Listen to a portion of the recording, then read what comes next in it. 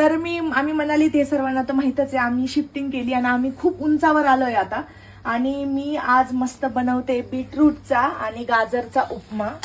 आणि आपण जेव्हा शहरामध्ये स्वयंपाक करतो तेव्हा आपल्या घराच्या बाहेर एकदम ट्रॅफिक आणि म्हणजे चांगलं नाही वाटत. तर इथे एवढा सुंदर निसर्ग आहे, बाहेरचा व्ह्यू बघा तुम्ही, पूर्ण बर्फाचे डोंगर आहेत.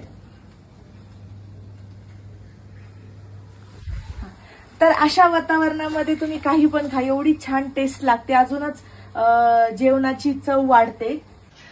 ज्यांना मनालीमध्ये येऊन होमस्टे असा घ्यायचा आहे की छान छोटासा किचनचा सेटअप आहे, म्हणजे बाहेरून काही ऑर्डर करायची गरज नाही, घरीच बनवता आलं पाहिजे, आणि ज्यांना ऑनलाईन दुनियेपासून पूर्णपणे ब्रेक पाहिजे, तर त्यांच्यासाठी ही खूप बेस्ट प्लेस आहे. आम्ही जे होमस्टे केलंय त्याच्यामध्ये हे पूर्ण बघा मातीचा लेप आहे घराला, बाहेरून पण आणि घरातून पण. आणि त्याचबरोबर हे पूर्ण लाकडाचं पण घर आहे. आणि इथे अजून एक खासियत अशी आहे की व्ह्यू तर ऑसम आहे. हे बघा व्ह्यू बघा माझ्या मागे कसा आहे. पण दुसरी गोष्ट इथं अशी आहे की इथे तुम्हाला दुकान जवळ नाहीये, अमेझॉनची डिलिव्हरी, स्विगी, झोमॅटो काहीच नाहीये.